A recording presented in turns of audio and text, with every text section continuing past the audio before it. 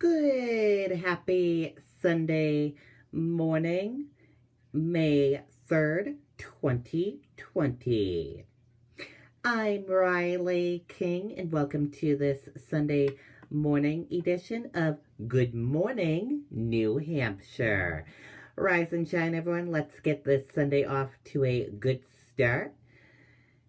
It is Sunday, May 3rd, 2020. Sit back, relax, grab your cup of coffee, and watch some Good Morning New Hampshire, where we have a little bit of everything for you in this program. First up, we're going to start with your news. We're going to begin with the local news first. In your local news, first up, health officials announced 3 more deaths related to COVID-19 in New Hampshire. Deaths now total 84.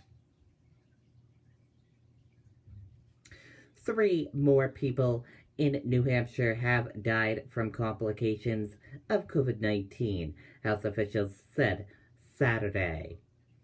This brings the total number of deaths attributed to the coronavirus to 84. The Department of Health and Human Services said all patients were 60 years of age or older. 1 woman was a resident of Hillsborough County, and a man and a woman were residents of Rockingham County. Health officials announced there were 121 new positive COVID-19 test results, bringing the total number of cases to 2,429. with several cases still under investigation. Officials say there are 1,238 active cases of the coronavirus in the state. 4 of these new cases are individuals under the age of 18. The new cases reside in Rockingham, 50, Hillsborough County, 47, including 27 in Manchester and 9 in Nashua. Merrimack, 6, Stratford, 4, Grafton, 2, and Belknap, 2 counties. The county of resides is being determined for 11 new cases. Overall, 1,017 patients have recovered from COVID-19. DHHS also announced that more than 1,500 individuals were tested for COVID-19 on Friday, May 1st, the state's highest one-day total. Several more hospitalized cases have been identified for a total of 277 hospitalizations since the pandemic began. There are 103 patients currently hospitalized with COVID-19, officials said. Health officials said 10 of the new cases have no identified risk factors, indicating that community-based transmission of COVID-19 is continuing to increase in the state and has been identified in all the counties with cases.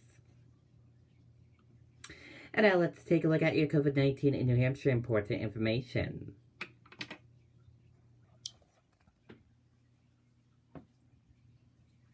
COVID-19 in New Hampshire. There are 2,429 number of people who have been tested positive for COVID-19. 1,132,315 number of people in the United States who have tested positive. 84 number of deaths from COVID-19 in New Hampshire. 277 number of people who have been hospitalized with COVID-19 in New Hampshire.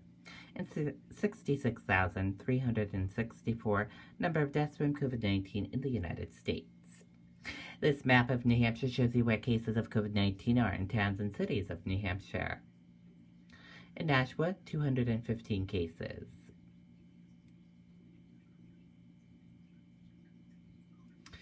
In this chart right here, new cases each day in New Hampshire in the purple, daily new positive COVID-19 cases. In the orange, new hospitalizations, and in the red are the deaths. In this chart, current cases. In the purple, total current cases of COVID-19, and in the orange, current hospitalizations.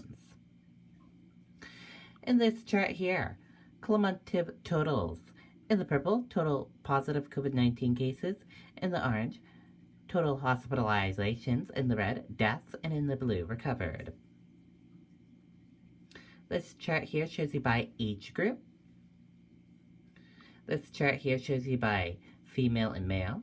And this chart here shows you risk information. This chart here shows you race/ethnicity of cases. And this chart here shows you percent of New Hampshire population. And again, your common symptoms: fever, lack of smell, cough, chills, and difficult breathing. How it spreads and prevention tips.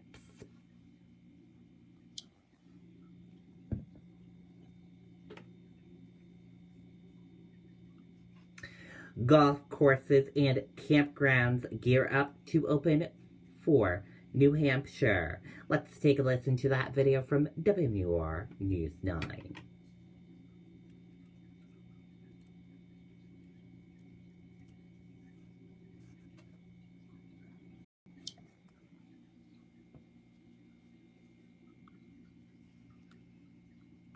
Beltate's building supply has been classified an essential business, and we take this responsibility very seriously. Now you have the option to place your orders via phone or email to orders@beltates.com for free delivery or curbside pickup. Stay safe because you matter to us.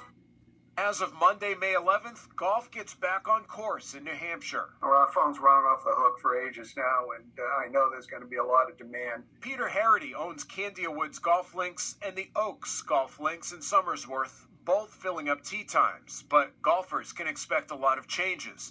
Among them, clubhouses aren't open, except for restrooms. Check-in will be outside, payment accepted online or by phone. The driving range and putting greens closed for now. We've been disinfecting carts, we've been using single riders, we've removed all of the ball washers, we've removed the porta potties. The course already implemented many of the policies before the shutdown. I think everything is going to be extremely safe. Courses will only be open to New Hampshire residents and club members. We'll be watching the license plates. We will be asking for ID. That same rule applies to campgrounds, which can be open right now. We'll probably take a copy of their driver's license to prove they're from New Hampshire. And anybody camping on the site with them will have to have a driver's license or proof of New Hampshire. Friendly Beaver Campground in New Boston has already canceled out-of-state reservations. Its public buildings will close, and each tent site will be assigned a bathroom. Nobody's allowed to be on each other's sites. They need to stay on their own sites. We're following the governor's orders, 6 to 8 people per site. Christine Quirk is excited to welcome guests back slowly and safely. I think people are just tired of looking at their four walls in their house, and they're happy to be outside. Okay, and there you go on that video and that report. And we're going to switch gears now. Let's go into national news. In national news, we are learning that new report indicates China misled the world about the coronavirus. Let's take a listen to that video from ABC News.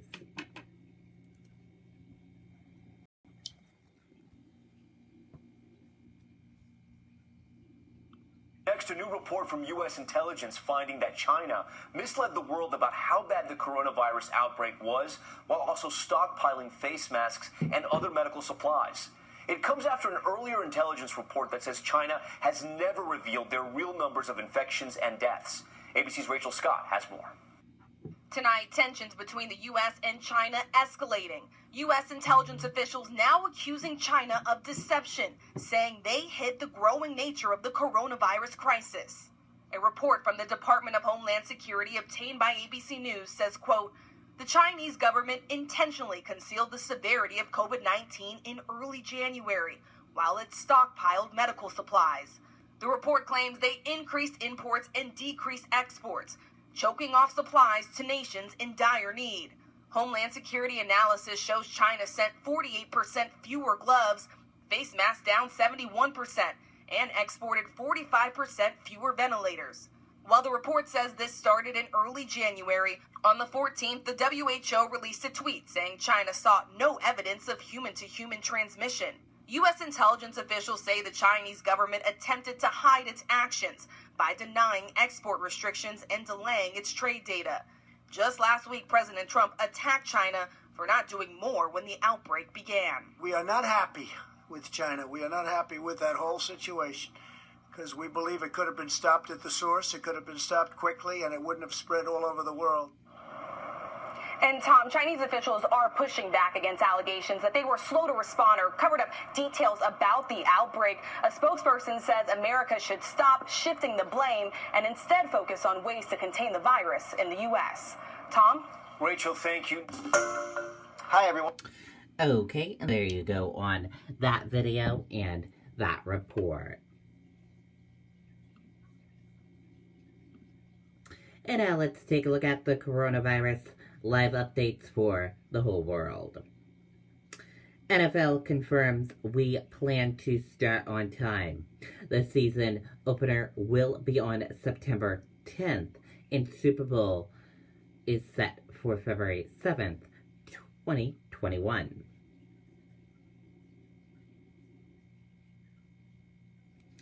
Today's biggest developments.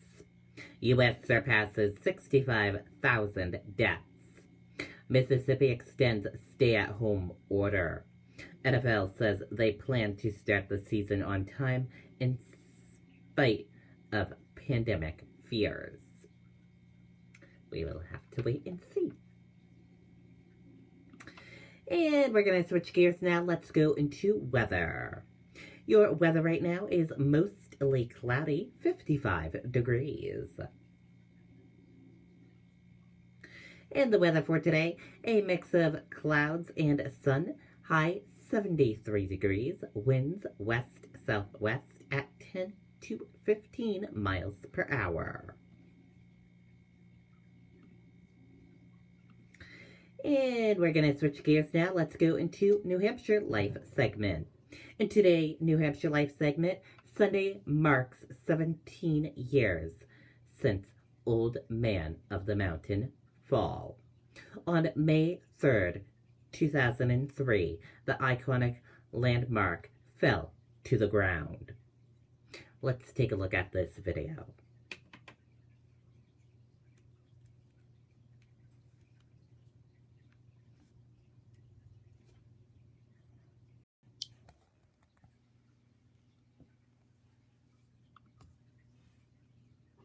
Beltate's building supply has been classified an essential business, and we take this responsibility very seriously. Now you have the option to place your orders via phone or email to orders@beltates.com for free delivery or curbside pickup. Stay safe because you matter to us.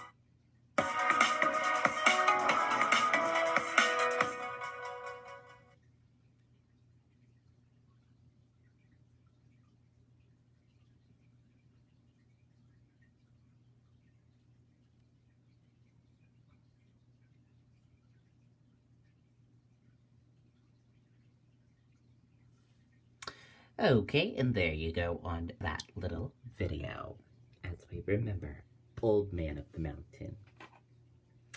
Sunday marks 17 years since the iconic Old Man of the Mountain landmark fell to the ground.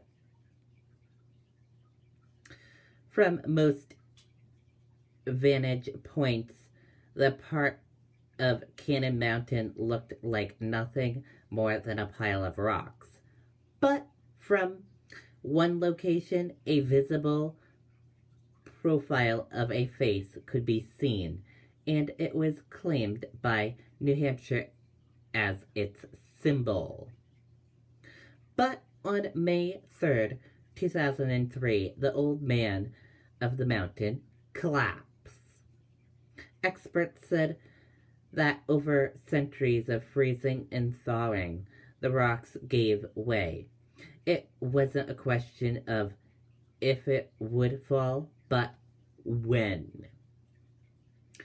17 years later, Profile Plaza stands as a tribute to the old man. The site is founded entirely by donations and aims to keep the memories alive.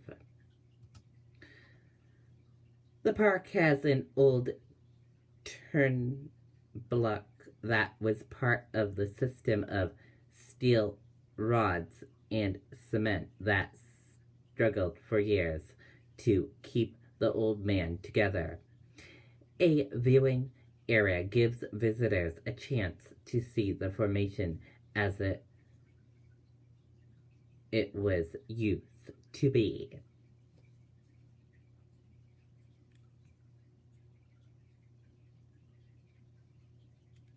The old man of the mountain. Wow, 17 years.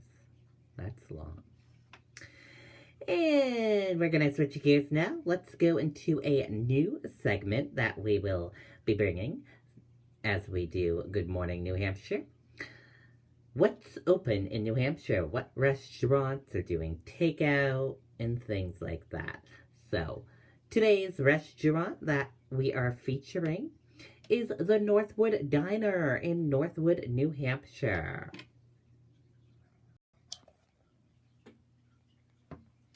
They are open. Sunday super is done. 8-ounce tender pot roast, mashed and veggie. Take home some cupcakes to top it off. Sunday specials, pastrami and Swiss oatmeal, big breakfast sandwich, breakfast burrito. The diner is offering daily take-home meals and specials. Check here or call the diner for daily websites. The diner menu is also available for takeout. Please call 942-5018 or stop by to place your order. Today's homemade take-home meals: beef pot pies, baked zesty with meatballs, shepherd's pie, it serves 2, mac and cheese, love mac and cheese, Quachins, steak bomb, meat lover, broccoli and cheese, full and half sizes.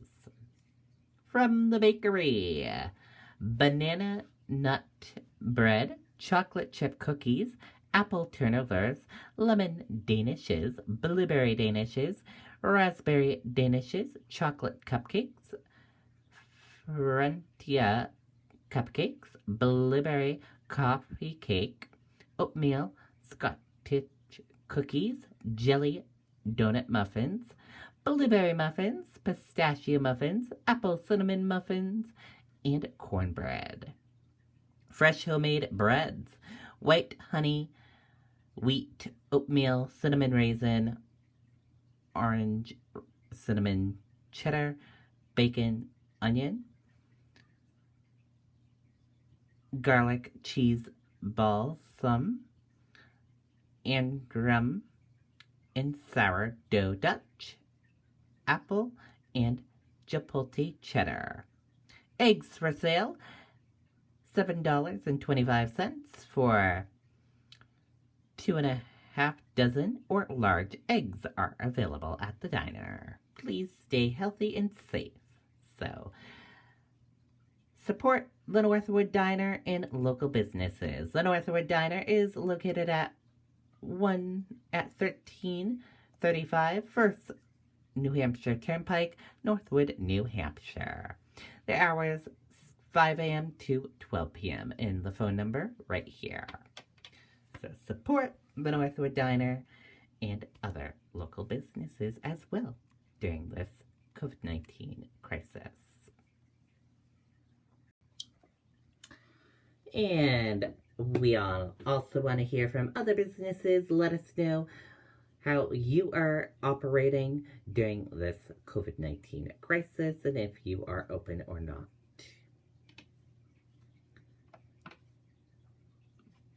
Okay, we're going to switch gears now. Let's go into another segment, how to stay connected during the pandemic. Let's take a listen to that video from Good Morning America.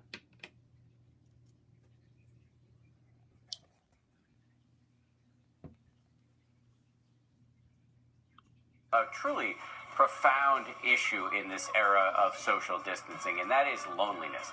Loneliness isn't just some unpleasant state. It actually can have serious psychological and physiological ramifications. So this morning, some advice about how to stay connected. Take a look. I'm feeling pretty disconnected at this point. The loneliness hits in a lot of different ways at a lot of different times. They're voicing the concerns of many, the feelings of isolation and loneliness. What's the most stressful is not even that I have to connect with people virtually. It's knowing that hypothetically I won't be able to see my family for an extended period of time. Katie Hinman, a college admissions counselor in Minnesota, is learning to adjust to this new normal. I have friends, all over the country, all over the world, and it's hard to know that it's indefinite. For high school science teacher and father Andrew Carr, being away from his students has been devastating. Trying to teach online it feels very one-sided, and I'm getting. I think I get emotional on that first questions here. I miss them. I mean, I miss that interaction. There are steps that we can take to blunt the impact of loneliness. One of the greatest gifts that we can give each other is the gift of our full attention. And we have an opportunity to do that now. Dr. Vivek Murthy, former Surgeon General and author of a new book called Together, which tackles the issue of loneliness, says acts of service, like checking in on a neighbor, can be truly beneficial. Delivering some food to a coworker who might be struggling to figure out how to balance teleworking and homeschooling, allowing somebody else to help you is a powerful act as well. We were meant to connect to each other through mutual acts of service. And if you're feeling overwhelmed, whether in an apartment alone or in a house full of children, don't forget to take the time to recenter. When we do that, we'll find that we're better able to connect with others, to be appreciative of the light and the goodness around us. And in terms of recentering yourself, Dr. Murthy has a few suggestions that include prayer, meditation, gratitude journals, or guys, just simply sitting outside and taking a few deep breaths for a few moments. I mean, those are all great tips. I mean, we've just been talking about this. Isolating is just completely against our social instincts as human beings. So many people wanting just to be able to connect with other people and feeling very alone right now. Really good information. Thank you, Dan. Well, hey there. Okay, there you go on that video and that report. And we're going to switch gears now. Let's go into entertainment news. In entertainment news, Britney Spears' puzzling confession about setting her home gym on fire. Let's take a listen to that video from Entertainment Tonight.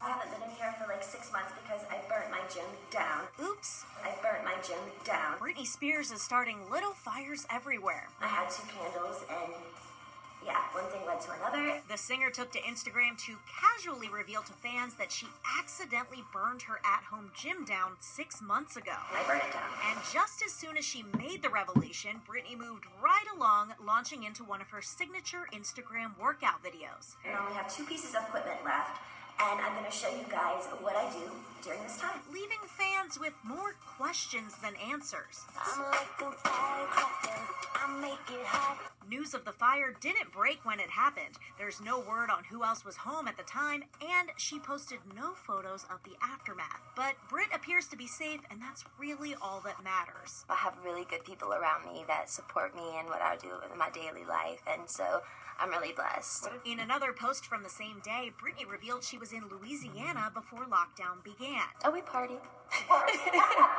We party, we have fun, we act complete idiots. We're so happy to see each other, so yeah. The Spears family celebrated her sister Jamie Lynn's 29th birthday. Jamie Lynn gave fans this tour of their childhood home. Nail by nail, board by board. One person missing from the festivities, Britney's boyfriend, Sam Asghari. She posted that they've been social distancing separately, even claiming she's lost weight from missing him so much. Sam opened up to ET last year about the possibility of them getting married. You guys have been together almost 3 years now. Is she the one? Do you see marriage in the future? I mean, absolutely. This is something that every couple should do. That's the whole point of a relationship. We're a family. Oh my God. Have your families met? Yes. They have? Absolutely. Is your mom like, do you have sisters or anything? I have 3 sisters. Oh, and they're like... Yeah. Sam's bringing home Britney freaking Spears to the dinner? Yeah. We've hung out a lot of times. You know, we've been together for 3 years, and my sisters love her. My family loves her. My mom lives in another country. When she was here, she met her. Okay, and there you go on that video and that report. And now let's take a look at your celebrity birthdays for today. Let's see which celebrities are celebrating a birthday today.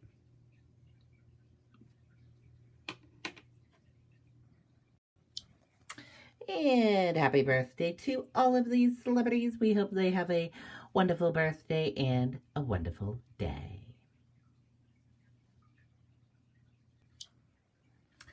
And thank you for watching this Sunday morning edition of Good Morning New Hampshire. Have a great rest of your Sunday morning, and I'll see you back here next time for another edition of Good Morning New Hampshire. Goodbye, everyone.